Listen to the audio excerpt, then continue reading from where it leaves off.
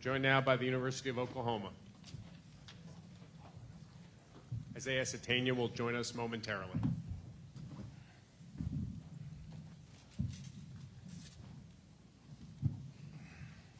All right, just got done telling the team that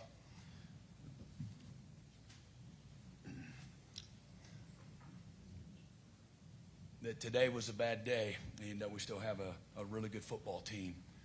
And start of the fourth quarter, it's a one-score game. We hadn't played great football, but we had our opportunities despite not playing well and doing the things that winning requires. Just basic blocking and tackling and fitting gaps and making good decisions, catching the ball, those types of things. Couldn't get any rhythm in the second half. I think we were close to double the yards in the first half, and although it was still a close game, they flipped the script in the second half, and were able to, the first two drives of the second half do a really good job of staying on the field. We helped play a part in that with our mistakes, being offsides, again, not tackling like we need to tackle, and we have tackled. Again, knocking people back. Thought the pile went the wrong way too often. And all year it's been exactly opposite. So turning guys loose in the end zone on the 14-play drive there on a basic, again, third and goal motion and route concept. Again, just didn't deserve to win today. Texas made the plays they needed to. Couldn't get off the field in third down in the second half. And that's a recipe for losing. But again, proud of my guys, our staff. Was not a good day, but man, we have a chance to still have a heck of a year. And a lot of ball still in front of us right now. And this one hurts for all the reasons. We had, again, our opportunities there in the second half to put together a drive and go get a stop on defense, force a turnover. We lost the turnover battle 3-0.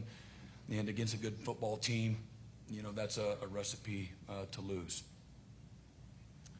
Thank you, Coach. Reminder, we'll open it up for questions. Please raise your hand, and I will get the microphone over to you, and wait till the microphone gets to you before asking your question. We'll start over here with John. Yeah, Brent, John Hoover, Sooners on SI. The first three defensive possessions went about as well as you could hope, and then the next three went about as badly as you could hope as they go, whatever it was, 3 scores and cross country. What changed in those 3 possessions? And how much of what changed was what Texas was doing to counter what you guys did? I thought they got into a good rhythm, and I thought they knocked us back too much. I think we went down the middle of people. We got blocked. We didn't fit things like we needed to. I thought we lost some discipline there. Again, we lined up offsides, turned guys loose, and didn't tackle well in all 3 of those drives. And they made their plays, but had zero rhythm for the most part in the first half, and it really was, and we played a big part in that, and just the discipline, the physicality, doing the things that we have done through 5 games. We didn't do it with the consistency that we needed to. We had several times, even within those drives, to get off the field, got them knocked back 2nd and 16, 3rd and long. They blocked us and protected better, and we didn't have the edge in the fire to me that you need to go win that game. And like we needed to. So that starts with me, and you got to do a better job and, let my guys down when it comes to that, because we've played with a focus, passion, and intensity all year long, and we didn't have it when we needed to there, particularly to start in the third quarter. But all that being said, again, it's a one-score game, into the fourth quarter, and we still had our opportunities and just couldn't get it done. We'll go right next here, and then over here in the front row to Jenny. Hi, Brent Drum, OU Insider. The end of the first half, I think there were probably about 35 seconds left to go. You guys were driving. It looked like there may have been some confusion whether you guys were going to kick it and go for it. Was there a conversation there about just why the clock ran down to about 10 seconds before the timeout was called? Or anything? Yeah, we wanted to throw it into the end zone, and if we had somebody that was open, we had a double post route there, and I think it was Burks was open early and threw it a little bit late, and we wanted to get it out of bounds there and take the points. but we want to take a shot to the end zone. Didn't want them to be able to get the ball back, and wanted to, if we didn't get that touchdown, then we wanted to kick. Go next in the front row to Jenny, and then cross the row there. Jenny Carlson with the Oklahoman. John, can you just talk us through your day, pain level, how you assessed your performance, and then I watched you at the end just, kind of standing there in the end zone before you guys did the alma mater. Just what was going through your mind in that moment too? Yeah, I said the pain level was nothing. I mean, there's no excuse. I was ready to go physically, but mentally I just didn't perform. My eyes weren't as good as they needed to be, and when your quarterback doesn't play good football, it's hard to win in this league, and that's what happened. But honored to play in the game and get to see the atmosphere, but I just didn't play good enough. George Joyce, Sooner Scoop. John, what was your preparation like this week? I'm sure you were trying to be aggressive in getting back, but how much did you even get to maybe practice this week leading up to the game? I mean, I got to practice a good amount. It has nothing to do with how I performed. I was prepared, and I studied film the same way. I just didn't come out ready to play. Go next here in the front row. Mason Young, Tulsa World. Brent, how much did losing Derek Simmons affect your offensive line in the second half, and is there any early update on him? Yeah, it's hard to say. I have to wait and see the film to see how we performed without him. But it was a lot more than just Derek not being in there. Barry. Yeah, Barry Trammell, Tulsa World. Brent, you actually, I thought, had a pretty good pass rush on Arch, but you never really got to him. And when he scrambled, you didn't force him in any bad plays. He either made a play or threw it away. How key was that to your defense not getting off the field as often as you wanted? Yeah, I think that's points well taken. Again, we had some opportunities to finish. I didn't feel like we finished the plays that we needed to. We created some short edges. He did a nice job. We lost contain a few times to allow him to buy some time. And he's a good player with good skill, guys around him. I thought he played with really good poise in the second half and made some really good plays in tight coverage. And, we've done a really good job of, winning the one-on-one, winning those matchups and creating issues. And today, again, we didn't have our best. Here in the front again. Colton Sully, the Oklahoman. John, you talked about your pain level today and your performance, but what have the past 17 days been like for you post-surgery, battling back and pushing to play today? Yeah, I've learned a lot, about myself and about this journey over the past 17 days, and everything was leading up to my preparation for this game and getting back for this game. And physically, I did well. I was dedicated to it and disciplined to it, but mentally or whatever you want to say, I wasn't prepared. And that's my fault. We'll go right next to you and then back here on the aisle. Josh McDaniel, OU Daily. John threw, this is for Brent, John threw 38 times and then only 48 rushing yards on the day. How is the team looking to grow in the run game? Yeah, I mean, obviously we're playing a really stout defense in the front seven at Texas. We got to be better, to win those games. I thought they ran the ball very efficiently, and were able to convert a lot of third and manageable situations because of some early down success. We weren't able to do that consistently, and but at the end of the day, we need to tackle better on defense. We need to get off the field on defense on third down and take pressure, off the offense and be able to complement one another. But the ability to run the football, when it's all said and done, man, you have to be able to do that consistently in order to win. Go back here on the end. Coach Terry Middleton, Horns Illustrated. So what the Texas defense, did they present anything that you weren't aware of or wasn't expecting, and how, what was that factor of them playing at that elite level? I know you said that you guys could have did better, but Texas brought their defense. Yeah, Yes, sir. I thought they played exactly structurally. Everything was exactly what we thought. Coverage-wise, front, stunts, things of that nature, their pressure package. Now they were able to execute. Again, I thought offensively we had some good success in the first half. Again, what you would think with two strong defenses.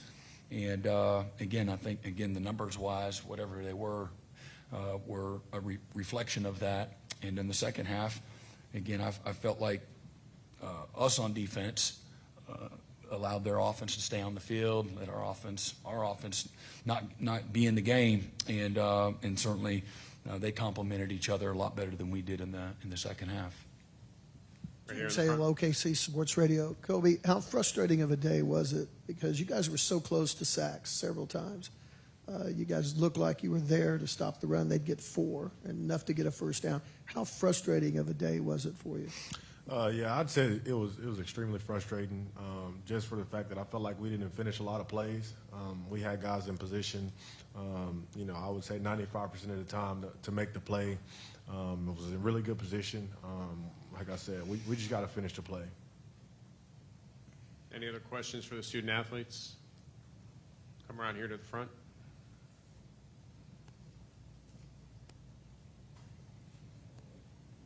Yeah, Kobie. I'm sure coaches, they had the ball in the third quarter the first time. They drove it. What changed? Because the first half you guys defensively really kind of controlled them. What changed that first drive and kind of continued in the third quarter? Not getting off the field on third down. I'm pretty sure on that drive right there, they're backed up on their own end of the field. And he throws a check down into the boundary. We're in a man coverage call, and we got to make that play. That's what we've done the past other 5 weeks that we've done this, and so when you don't do that, you pay the price.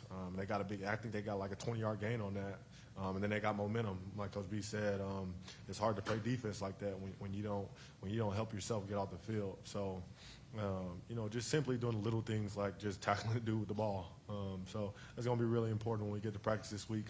It's going to be a good challenge, Look forward to it. George Stoya, Senior Scoop. John, being a leader on this team, just kind of what's your message after an emotional loss like this? That we all know the schedule doesn't get easier. What's the mindset moving forward for this group?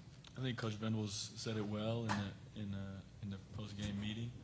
Just that we got to stay together, can't flinch, and we don't have time to sit around and mope and be upset. And I think it's important to show my response in the work. Saying it is one thing, but I'll come ready to go. Watch the film tonight, be ready tomorrow, and move on to the next week. Yeah, John, how was the thumb held up with reports that you were bleeding and stuff like that? How was the thumb just literally playing with it? Yeah, it was good. Held a ball, kept it warm, and didn't feel it when I was on the field. Other questions for the players? Okay, we'll dismiss the players. If you're looking for the players, they'll be available here on the balcony outside the media room. Any other questions for the head coach? Yeah, Thanks, Brent. guys. Same kind of question I asked John. We all know schedules doesn't get easier, Yeah. and this can always be an emotional game, one way or the other, momentum or affliction point for the season. What is, I guess, the message moving forward as this group tries to rebound from a game like this? Yeah, again, we just to remind them that we still got a heck of a team. Going in, we had a heck of a team and had been done a good job of improving as the season has gone on and through all the different challenges of a season. And again, through defeat, you learn a lot about yourself. You get better from it. And again, I believe in these guys. I hurt for them. I know how much they hurt and how much they invested into this moment. But when you got to be able to carry that weight, the weight that goes with it. When you get into the locker room that comes with it, you got to take the bad with the good. And some of these toughest moments and these challenges, if we are who I know and believe we are, man, these guys will respond the right way. And you'll learn from some of the mistakes that we made today. And again, got to learn it through a loss, which is tough. But these guys are they're very invested. I know how they'll respond, man. We got incredible strong leadership in the locker room, and got a good group of leaders and our coaches. And this is a team that still believes, and this is a team that is still together. And without question, I know these are guys that are ready to respond. We'll go here on this side and then in the second and third row after Brent, that. I'm glad you addressed that. My question was on leadership as well. You've been here a couple of times before, coming off of the loss in this game. How big is that now? You've talked about the leadership on this particular team. How big is that now moving forward the second half of this season? Yeah, well, again, it's everything. And it's a mark of a true competitor. Again, how I think you really find out about people when things aren't going well. And I got incredible faith and belief and confidence in every one of those guys. I know who they are. And again, it just stinks that, again, it's through a loss that you got to, really find all those things out. But I know, like I said, I know who these guys are, and they'll respond the right way. Last question for Coach.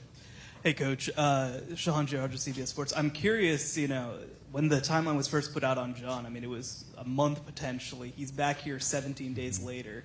One, I mean, when did you kind of recognize that it could happen that quick? And two, what does it say about John that he was able to put in the work to get back so quickly? Yeah, no, he epitomizes the guts and the toughness. Loves to compete. Loves his teammates. Again, a week ago playing Kent State, he wanted to put the pads on. He didn't want to be in shorts and, a hat and sunglasses and jewelry and everything else. He wanted to be with his teammates in pregame and every other part of game day. And, he's incredible. And, but he, again, went through all the protocols and all those kinds of things. Everybody's body heals and responds different in their ability to, there's a pain piece to it, and then there's the ability to grip the ball and be able to do the fundamental things that you got to do to throw and the football and hand it off and all those types of things. And so no surprise whatsoever, who John is. And but doctors cleared him, officially on Thursday. So. Thank you, Coach.